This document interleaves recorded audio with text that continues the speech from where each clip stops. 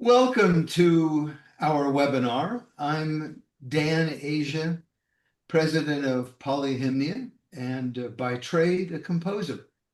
And today we have with us Paul Moravec, a wonderful composer. And Paul and I are going to have a conversation about what it means to be a composer in our time. But before we start with that, I'm going to ask Paul a pretty simple question. And the question is, Paul, I'd love you to tell us a little bit about your upbringing and how you ended up being a composer. I have to admit that formally I was never intrigued by composers' biographies. I thought them to be somewhat extraneous. But more recently, I've realized that we as composers are who we are as a person, and that involves everything that's gone into our lives.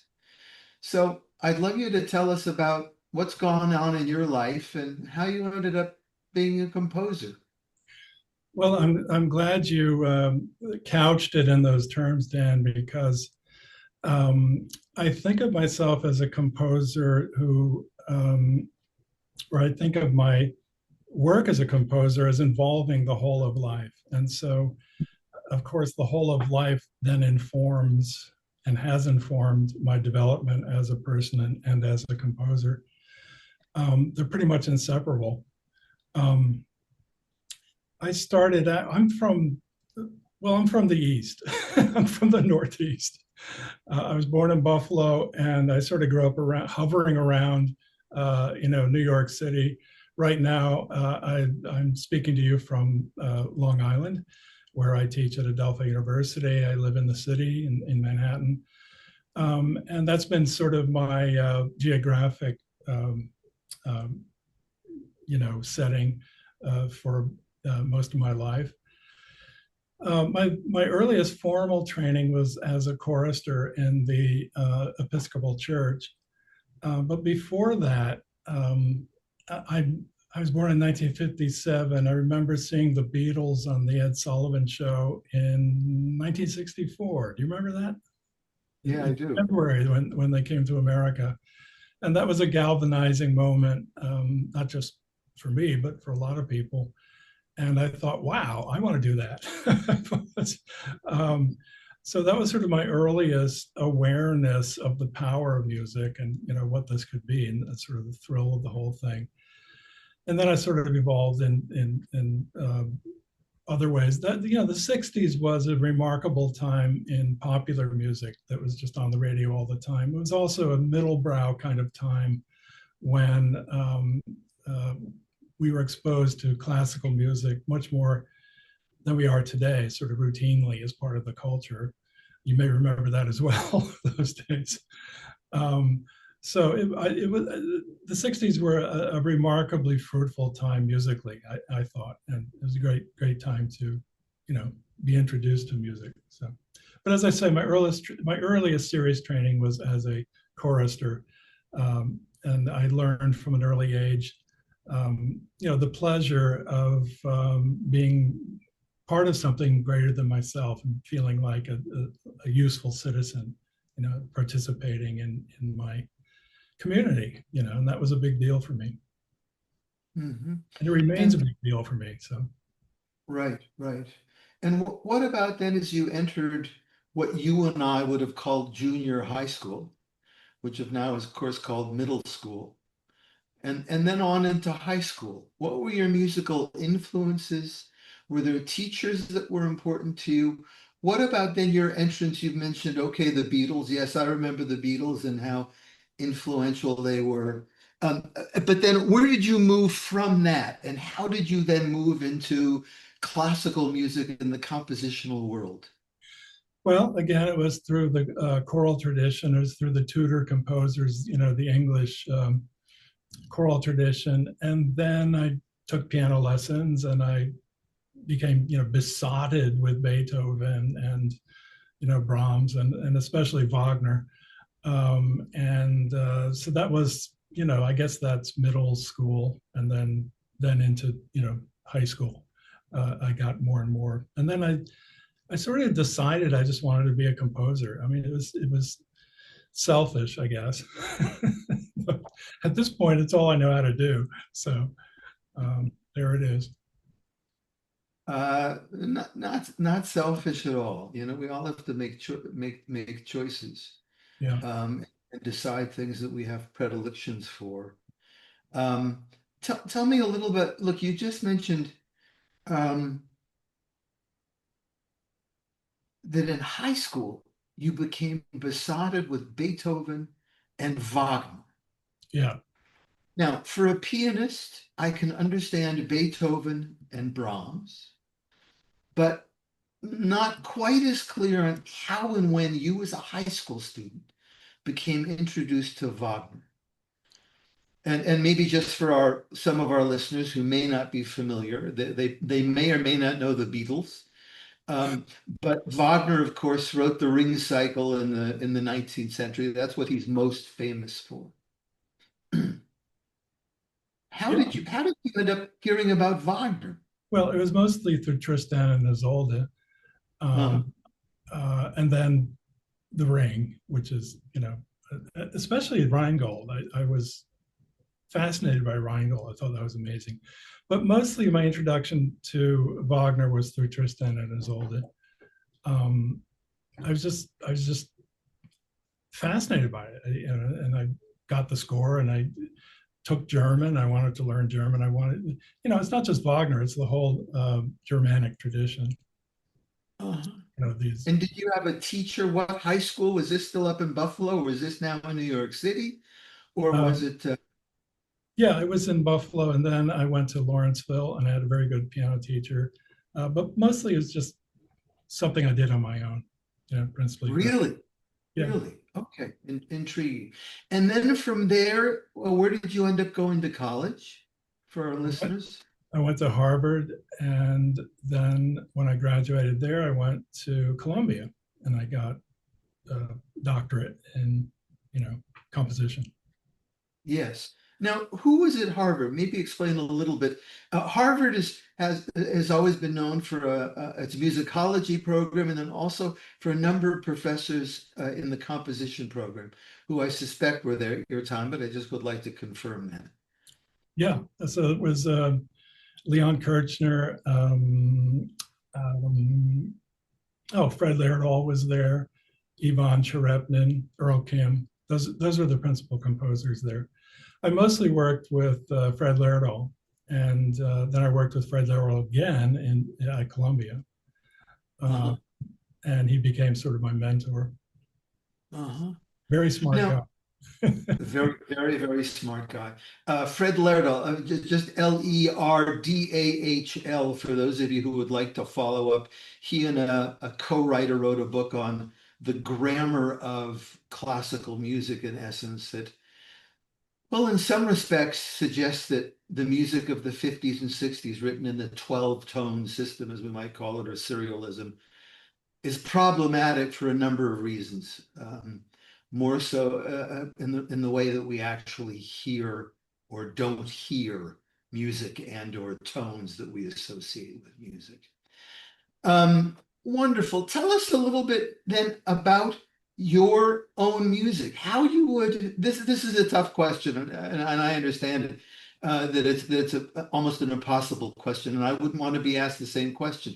But I get to ask the questions, and you can say "Go to hell, Dan," or you can say "No, I'll answer the question." Describe some of the most important influences then in your own musical language, if you will. In other words, whether it's composers with whom you studied, whether it's particular scores that you also studied along the way, um, something along those lines. Just, I know your language, but others don't. So, one way I think of helping people understand who and what you are is to talk about some of those influences, whether you continue to acknowledge them or not. Well, I was naturally drawn to the music of the Romantic era. I mentioned, well, and I consider Bach to be the greatest. Bach is my touchstone, really, and my gold standard. And I always come back to Bach. He's my foundation. but I was naturally attracted to the music of the Romantic era. I'm sort of a romantic myself, I spit with a capital R. Interesting thing though, in my apprenticeship at Columbia, for example, I studied for a year with Mario Davidovsky, who is, a very different aesthetic, shall we say, from my own. But it was really, really useful for me because he opened up to me a whole way of thinking about music that I wasn't so much aware of, and I got into it, and it made me. He was sort of the sand in my oyster a little bit, and that's how you make a pearl. I mean, it's the pushback, it's what it's everything you aren't in a way, and I think that made me a smarter composer. And I don't write that way, but nevertheless, I think in your apprenticeship, I think it's a good idea to do things like that, and you become tougher and smarter, I think, in the process. So that's an example of not being necessarily attracted to what he was doing, but still very interested, fascinated by what he did, and trying to learn from it. And I think that's a useful thing, very, very good thing. Right.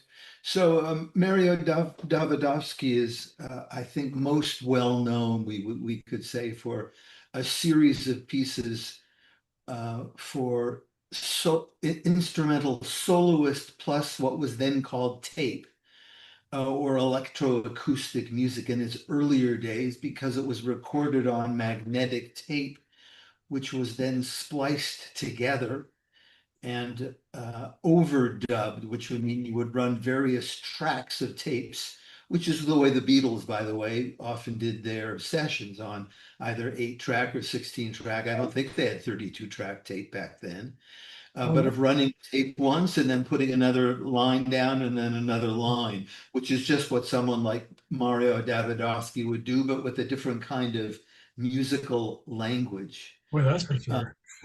what?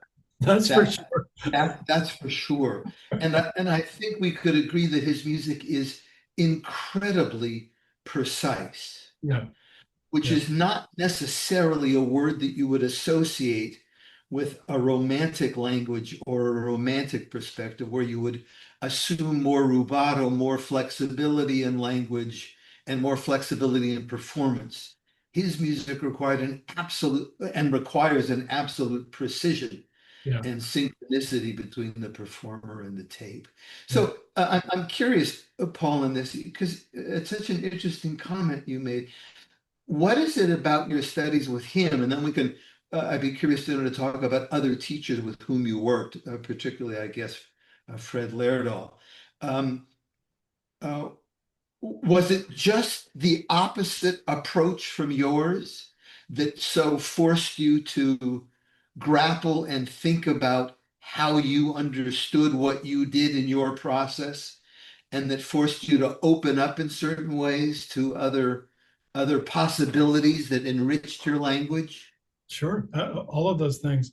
And you brought up the matter of precision. Uh, I became a more precise composer because of people like Mario, who I saw what he was doing and I saw what he insisted on. And yeah, so that was really helpful in my development. But when it comes to writing music, I've written about 200 pieces, and I try not to do the same thing twice. I mean, everything that I'm impatient, and I'm always trying to do something I haven't done before. And most of my music, I would say, is basically tonal in some kind of strange way. And I have my, quirky version of tonality or versions. But basically, my music is centric. But there are a lot of pieces that aren't. I mean, there's some pieces that are completely non-tonal in various ways. So, in thinking about my music, all of these influences that I've been talking about come out at various times. And I think of myself as having a pretty big toolbox with a whole variety, as many different kinds of tools as I can master. uh, that I think I consider that an asset. I consider that something to strive for. Um, Sure. because every piece is different and it requires a different solution or solutions along the way. And I think it's useful to have as many techniques and different kinds of approaches as possible. Um, and because you never know where a piece is going to turn, where it's going to take you. I Mhm. certainly don't when I start a piece. I don't know how it's Right. going to end, so Right. it's a process Well, of discovery. it's a very interesting comment because there are some composers, just for our, again, for those who are involved in listening to us, who will describe that uh, they need to sketch out the entire architecture of a piece. Yeah. I'm thinking of composers like John Corigliano, for I was just going to example, say that. Yeah, I was going to mention that. Yeah. he will write out. Augusta Reed Thomas does a visual, a picture in essence of the emotional architecture of the piece. Right. Um, I've always found that intriguing. That's even often done before there are any motivic ideas that are actually Right. in one's head. Right. When you work, do you work with a sketchbook as some composers do, like Beethoven, with sketching out various ideas? Or you said that Bach is one of you is the god for you, even though he's not a romantic composer, of Right. course. Yeah. Uh, Yeah. but Bach, I think, is most famous for just starting a piece and then writing until he goes to the end, what we call through composed. Yeah. How do you break down, or where do you fall on that spectrum of how composers work? Well, Bach is on a different level. I mean, I think he crash landed from outer space, so Right, right. such a superior intelligence. So I wouldn't even, compare. But I think of composers as composing in two different ways, either from the outside in or from the inside out. You mentioned John, Carrillo. I don't think he'd be offended by saying this. I think he composes from the outside in. That Mm, is, he has, the blocks blocked out first and then goes at it. Whereas I have a sort of vague sense, okay, the piece is going to be something like 20 minutes, I don't know, but that's about all I know. And I begin with an idea and I follow its growth organically, and and then it emerges from the inside out, and then it ends mm, up being what it is eventually. Um, the best part about writing a piece is you get far enough into it that the piece starts to tell you what it wants to be, and that's a great thrill. That's the most fun in a way, and not because it becomes easier. It does become a little bit easier, but it's because it's just it feels so logical now. The piece is like, okay, now it's taking off, and now I know what. As I say, it's a mysterious thing. It starts to tell me what it wants to be, what it sure. wants to sound like, and I think that's kind of mystical and kind of cool. Well, it is, isn't it? I can imagine Shakespeare again, another god like Bach, but being able to inhabit characters, and that's what you're saying. In the compositional process, you really end up inhabiting the motive, don't you? And Right, becoming part of it. It tells right, its body shifts with yours and you move with it. You move exactly, type of exactly. sense. Yes, Yeah. and that has to do, in my case, it has to do with working at the piano. I work out a lot of my stuff at the piano, and I have to do that physically. I have to feel it somehow. So, in a certain sense, my music is handmade. It's my hands that are part of my central nervous system, and they're working out things at the keyboard. And sometimes my fingers will find solutions that I haven't been thinking about. My fingers will just find the right chord or something like that. Um, there's a great book called The Thinking Hand, and it's about this phenomenon that our hands think, or they're part of the thinking process. So one caveat for composers using computers, where it's not handmade, that is, you're putting everything on Sibelius, Finale, all those things. They're great, Yeah. fantastic. I love them. They're fantastic. But there's nothing like the visceral feeling of sketching out something with paper and pencil and a ruler and whatever you need to work out your ideas, because I think that your hands are actually helping you to create. And even the things you write in the margins and things like that, it's very visceral. We're still just animals with clothes on. We need, that the animal, tactile, visceral kind of experience. And I think playing an instrument is part of that, or singing, for that matter. So as much as I love these programs and the technology and so on, don't ignore the creative process that Bach used. What's a great thing about you sit down at the piano and you play a fugue by Bach.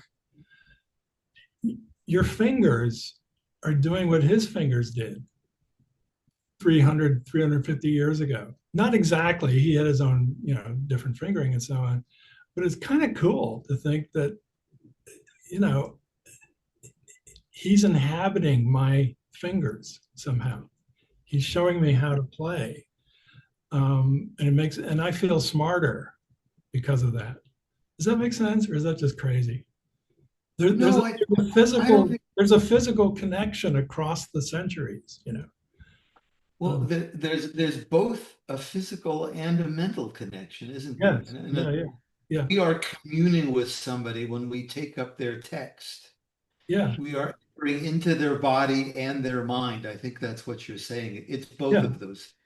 Body and And mind, but the body, the fingers. yes, It's yes, no question about it. No it's really question. cool.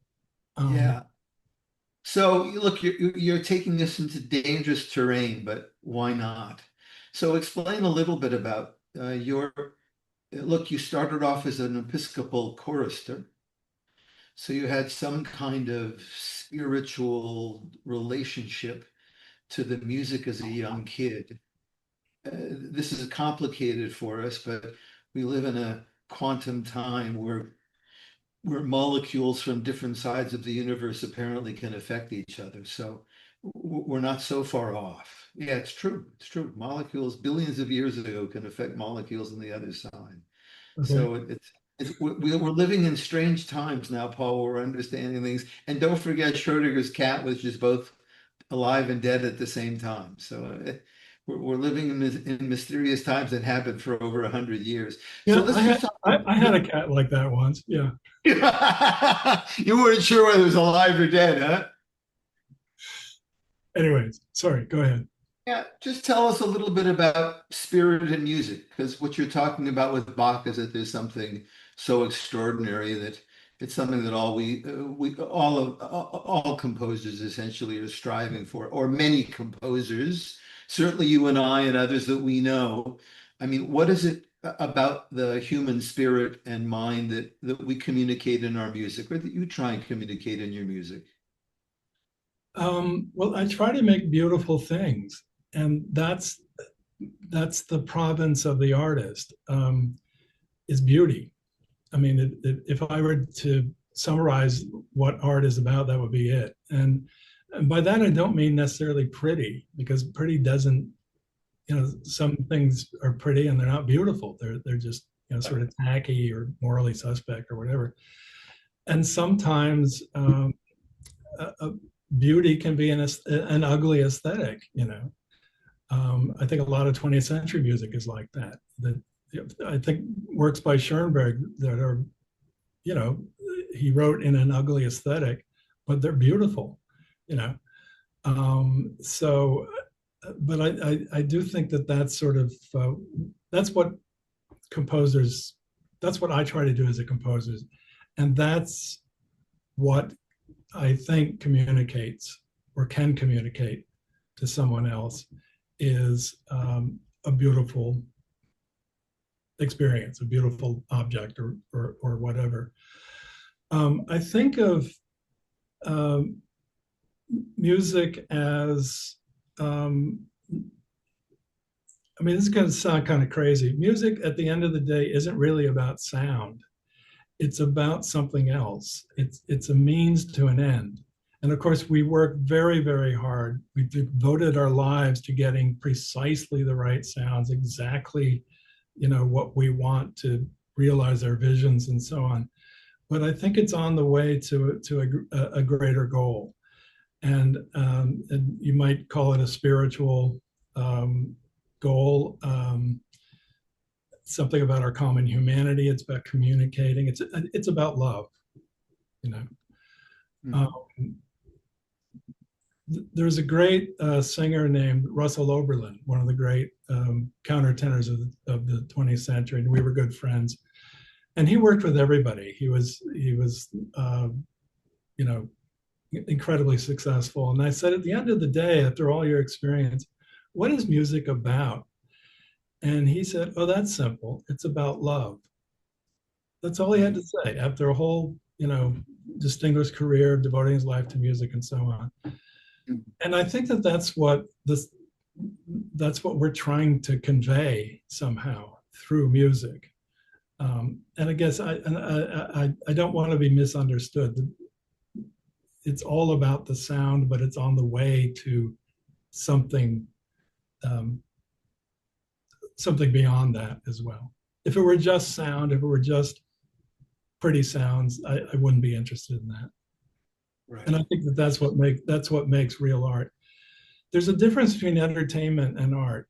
We all need entertainment. I love entertainment. We need the experience of getting outside of ourselves for an hour or two. We go see some silly show or whatever, but we come back pretty much unchanged. A work of art, however, will change you. It can change you. It has the power to change you. And it doesn't take you outside of yourself. It takes you inside yourself. It takes you into yourself. It goes in the opposite direction. And that's what I consider to be the work of the artist as well. Um, Mhm. and I hope that it's, a healthy experience. I mean, God knows we So, need it. well, you've used two words, the last one just right now, healthy. And Yeah. then you said also you used the phrase morally suspect. Yeah. Do you want to say anything about I'm gonna somebody's asked the question. So what is, Roger Scruton, who I think you know quite well, as do I, talks about the moral nature of music and that it leads us to something. You just said it leads us to love. I would assume that most of us would consider that an important goal and an important emotion, one Right. that is uniquely human. Right. You've described that uh, you love music because it goes along with truth, goodness, and beauty, Right. and that those are the three things that we don't question, that are philosophically somewhat the ground foundation from which we then ask questions. So somebody asks a question from your perspective as a composer. Do you believe classical music has been overshadowed by current genres like hip hop and rap? And if so, what factors contributed to that shift? Now, I asked that question in regards to what I just asked you. What about these other genres? You started with the Beatles, for example, and now 60, 75 years later, we're at rap and hip hop. What's shifted? And does popular music allow us into the realm of what you've just described of love, which I think we could consider a sacred attribute? I would have to take this on a case by case basis. Uh-huh. I mean, I can't speculate generally because I don't Uh-huh. I literally don't know what I'm talking about in that case. So Got it. I, I Got it. need I need to have something to latch onto to um, Okay. but um, I don't want to criticize popular music because again there's a whole variety of popular music and who know, and I can't speculate, Right. but I can speak about what I believe to be true about, certain classical music or certain works, in classical music. Okay, I so can't let's remember. do that. I Let's do can't remember. that. All right. Um, there's a writer named John Gardner who wrote Grendel. Do you remember him? Yeah, I he said do. some really great ones. He said, "Bad art is basically creepy." And Okay. I love that. I love that. Which means that when you're in the presence of bad art, you feel kind of ew. Right, And that right. maybe that has something to do with being morally suspect or something. I'm going to piss off somebody here, but I'll use an example. I think that Phantom of the Opera is creepy. Uh-huh. The musical. I saw it. Right, right. That was my impression of it. So Uh-huh. that's an example of something that's I don't know. I don't know what to say. It's just bad art. Is it okay as entertainment or not? What It's do you fine. think? It, Yeah, obviously, gazillions of people are entertained by it. I love that. Great. But I don't yeah, consider it a great work of art. right. West Side Story, on the other hand, I do. You know, Uh, right. um, and this might surprise you. I think The Music Man is a great Uh, work of art. I don't sure. that. Um, Guys and Dolls. I mean, they're you pick and choose. What those are things that I admire. Got it. Some of them. Got it. I Yeah. don't know what if that answers our questioner's question, but It doesn't exactly, but it says it's an interesting approach. You're saying, look, I'm not going to talk about genres. I'll talk about particular pieces, yeah, or particular artists or particular composers, and say this I think is really good, and this other stuff I think is less good. yeah, I think I think yeah. that's fair. I mean, talk about the Beatles.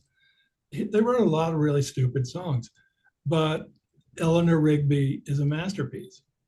Uh-huh. I don't know Right. what they did there. The Right. lightning struck. Right. And so that's an example of what I think is a work of art. And I can't I can't say more than you know it when you hear it. Right. No, no, I get that.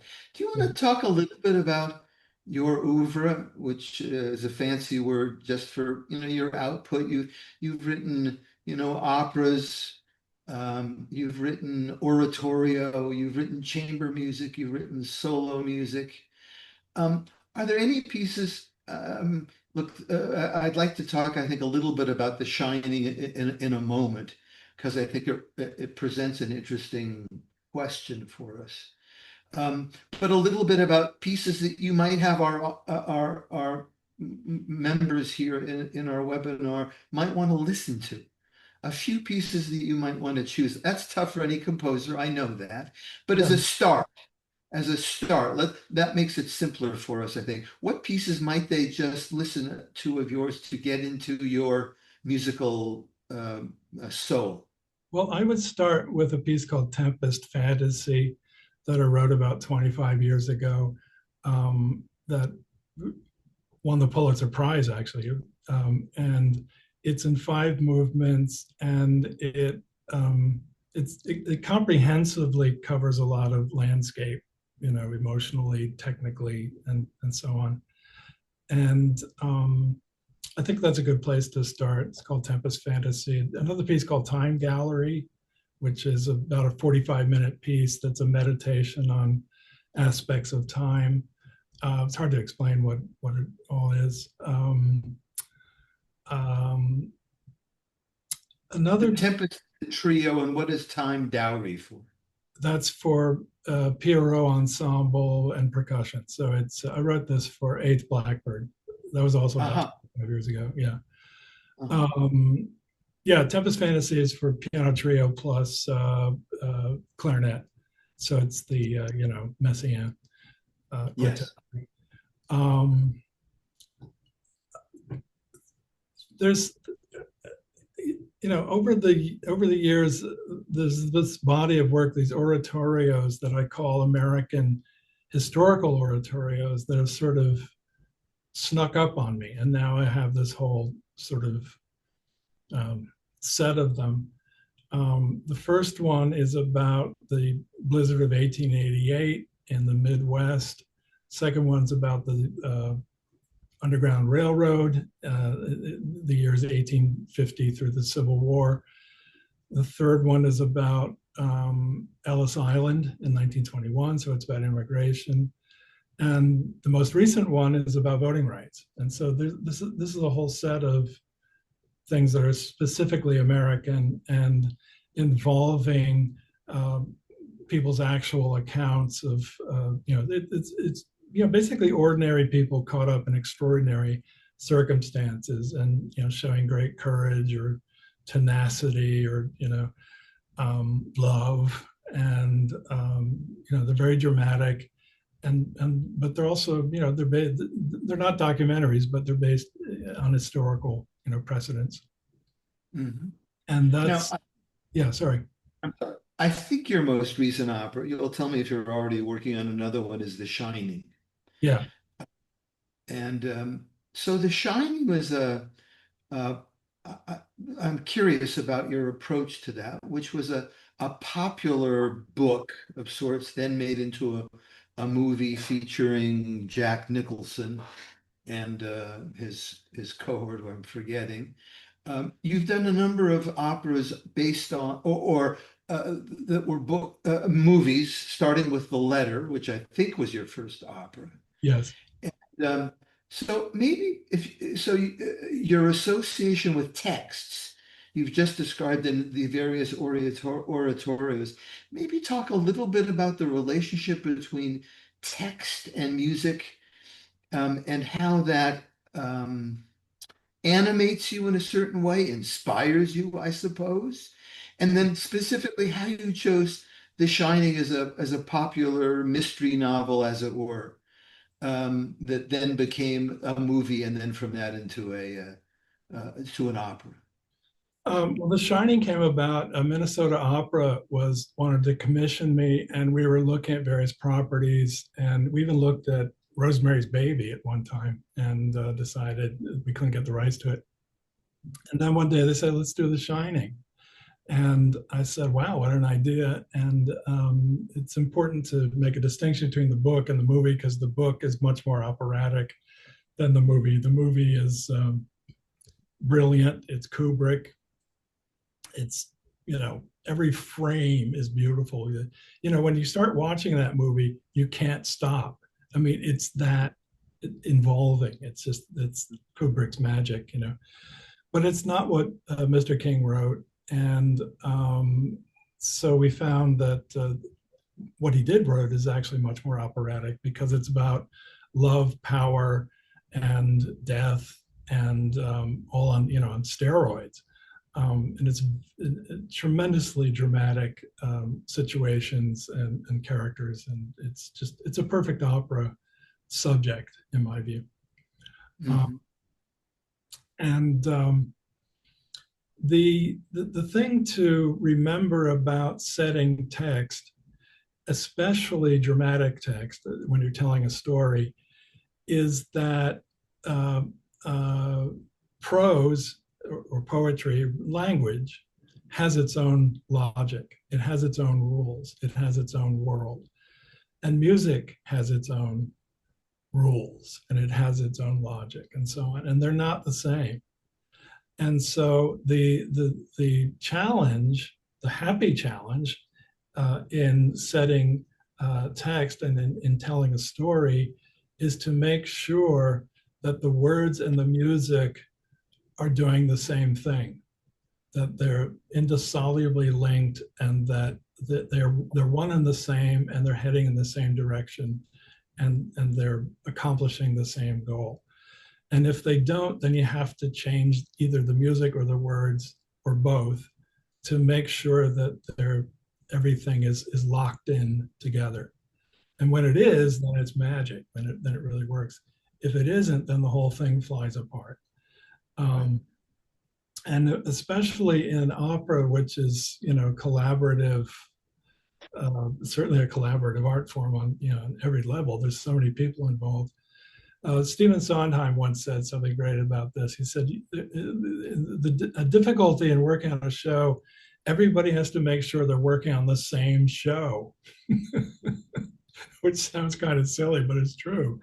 Very often he saw shows fail because things were heading off in various directions, and because the drama of the words would follow its own logic, the music would do something else, and it just didn't hold together. So um, yeah, and I think that writing an opera is the hardest thing a composer can do. I think it's really difficult. Great challenge. Do you always have the libretto complete before you start? It comes Yeah. as a Yes. product. It's Yeah. there for you.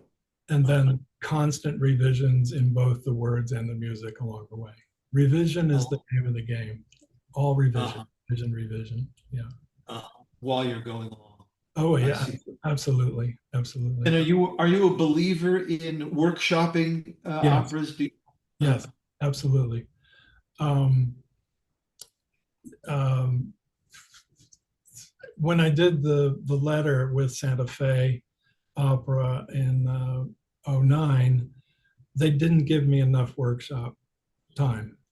We ended up only workshopping about half of the show, and then they wouldn't workshop I can't remember what the reason was. Maybe it was budget, whatever. And I think that that's not a great way to work, because you have to see what it looks like on its feet, as they say, and do it before you get into rehearsal, because by then it's too late. So Minnesota, on the other hand, Minnesota opera has a kind of new opera factory production line process. It's really brilliant. I'm making it sound, tacky. It's not. It's very, very efficient, and they gave me plenty of workshop time and an orchestral workshop, so I could hear what the orchestra sounded like, and with the singers and so on. And that was hugely. It was indispensable. You got to have it. Yeah. Yeah. So somebody's asked a question. It's a simple one, but we'll expand. So we talked about some of the pieces you like. So somebody asked, and what about Swan Lake? And what I'm thinking is, of course, when Stravinsky was asked his favorite composers, I think there were three, and I forget the third, but it was certainly Beethoven and Tchaikovsky. What's you're a romantic composer. How are you in favor and supportive of, and do you love and enjoy the output of Mr. Tchaikovsky? Yes, I think he's brilliant. Mhm. Yeah, he continues to astonish me. I was listening to the Fifth Symphony on the radio the other day. It's astounding. You know, um, he's he's one of the top five, definitely.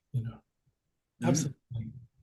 Absolutely. I don't know about Swan Lake, but I don't know. But Tchaikovsky. Okay. I Fair can't enough. dance. Let's face it, I can't dance. Yeah, I get it. I get it. So somebody asked about the relationship between songs, the composer and the person who writes the text. With the Beatles, of course, they wrote their own lyrics. We'd call them lyrics in pop songs. I don't know if we do in the classical genre or not. I got to think about that. But I assume if you set songs or with the oratorios that you have somebody working with you on the words, that you don't Right. take full responsibility for that. Correct? Absolutely, yes. Yeah. I'm not a word. I'm not a librettist. Not a wordsmith. Not a wordsmith. I'll let So someone else do that. yeah, exactly. So look, one of the differences, just to let people know, is generally in the song genre within classical music, classical composers set either major texts by major poets, or they find poets whom they really love, as I did, for example, and set those texts as much as I can. right? Why do we set text? One, I think as Paul has mentioned, they inspire us. We want to add a dimension, our reading of them. Any great text or poem, in my view, has multiple readings and numerous dimensions. And my job as a composer, or Paul's job in setting text in his oratorios, is to give his understanding of what these texts means. I think, is that fair? Have I stated that fairly, Paul? Yeah, I think so. You got it. Yeah. Okay, okay, good. Look, we've gone about 50 minutes or so.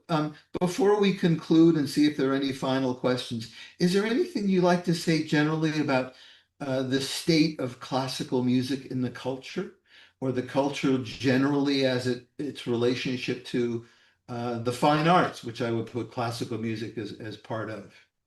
Well, it, there's a paradox that is classical music, or, the things, the world that we've devoted our life to, Dan, you and me, Yeah. it has become marginalized more than it was when we were kids, in the 60s. I think that's, I think that's true in our culture generally.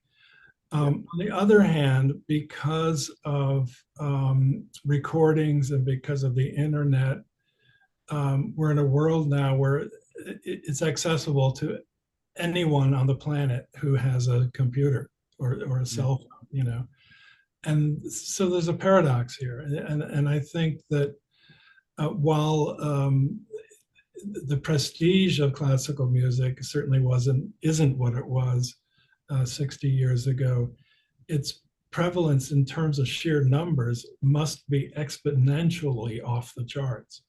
I mean, Mm. you just look at the hits of things on YouTube, where it's, I don't know, 50 million listens to the Tchaikovsky violin concerto or whatever. I mean, that's a lot of people, that somebody's listening to this, So Yeah.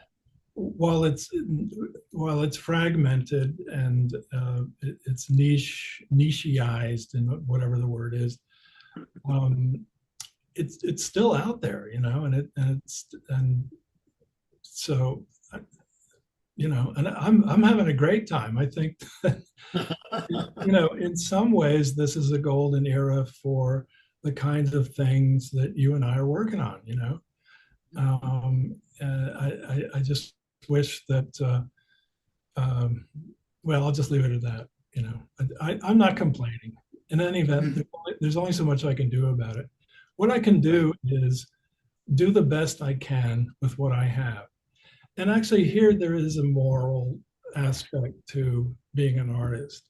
That is, you do absolutely the best you can until you can't make it any better, and then you let it go and into the world. And so when I talk about something, a work of art being morally suspect, very often it's because it's so lazy, because the person who created it just didn't care enough, or wasn't, they just didn't have their eye on the ball or whatever, or they're just not very good, and that is,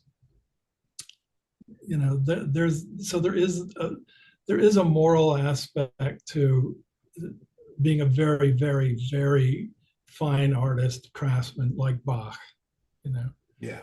who his craft is impeccable. Again, I don't know how he did it. Right. It's just Right. astonishing. Well, Um, if we could understand these things, it would take away the wondrous nature of the mystery of it all. well, I think that's right. Partly, yeah.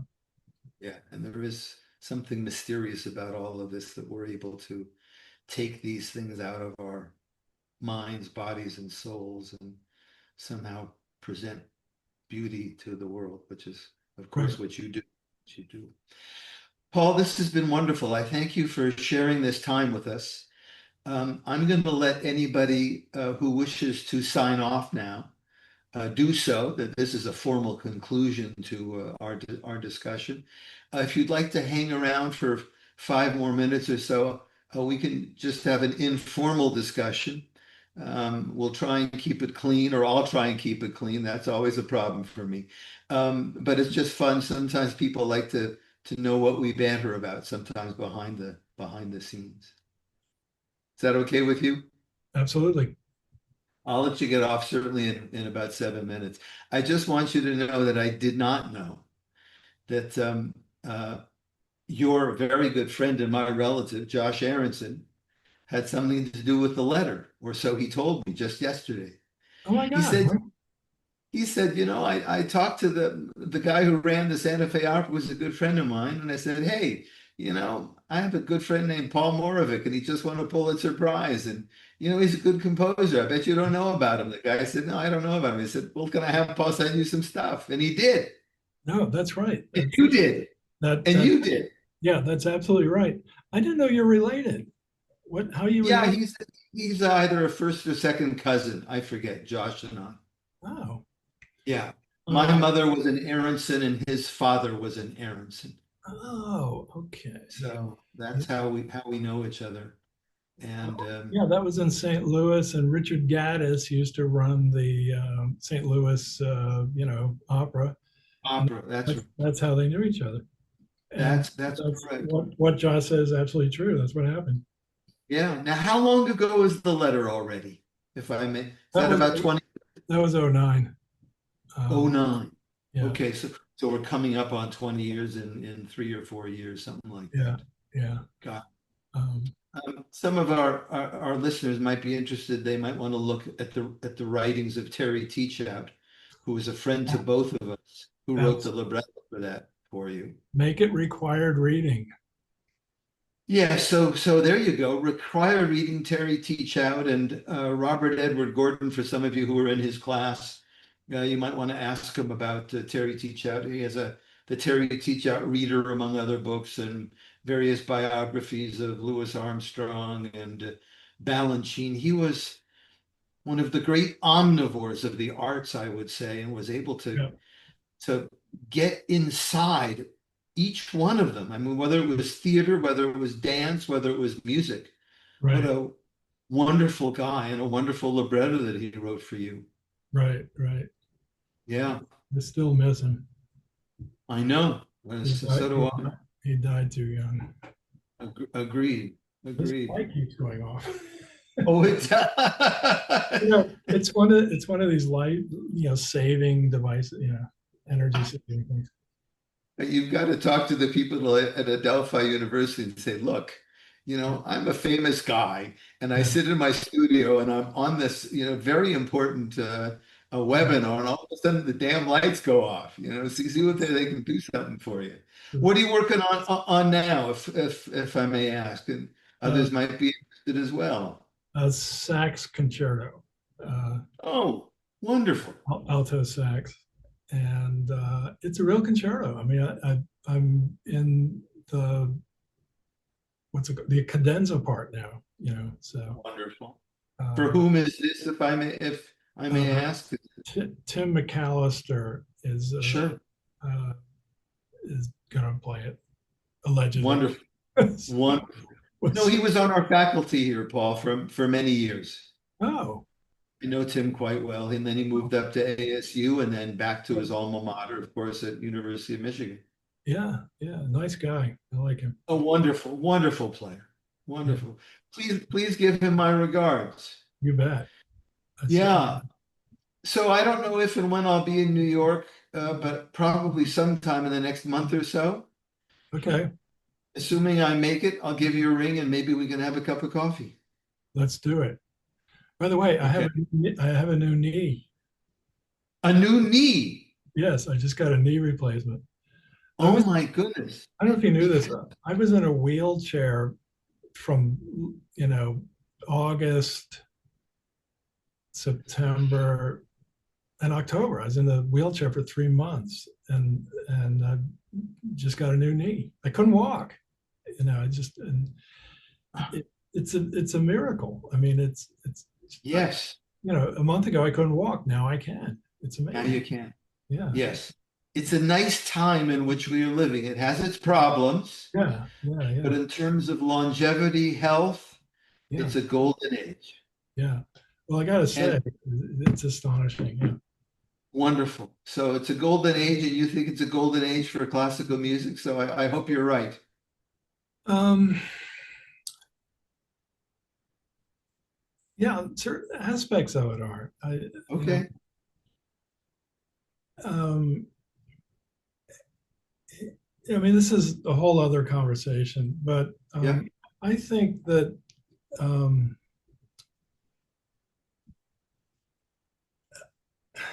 all right, I'll just give you an example. Yeah. We keep hearing about how divided America is, how divided the country is, and so on.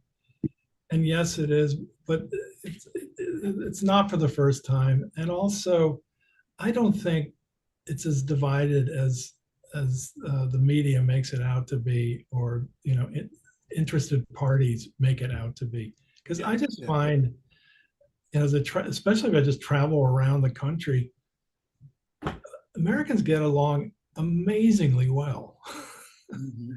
Mhm. considering how different and you know disparate we are as a Yeah. nation. And there are 350 million of us. I think we get along amazingly well, and I think we're actually doing remarkably well in spite of all our. We're always going to have problems. We're always going to have divisions. Sure. So so so it's in that spirit I say that this might also be, a better time for classical music than we feel like it is, because we're still, the performance standards are still very high. They're higher Oh, than ever. astonishing. Yeah, Astonishing. they're higher than ever, really. Of course. So I don't know. There are things to be thankful for. Oh, and speaking of which, happy Thanksgiving. Yes. There you go. A wonderful note to end. Paul, it's been a pleasure. Thank you so much for being with us. Thank you. See you in the big bad city. Okay. Paul, There thank you you for go. being Take here. care. Thank you very much, Paul. Okay. Take care.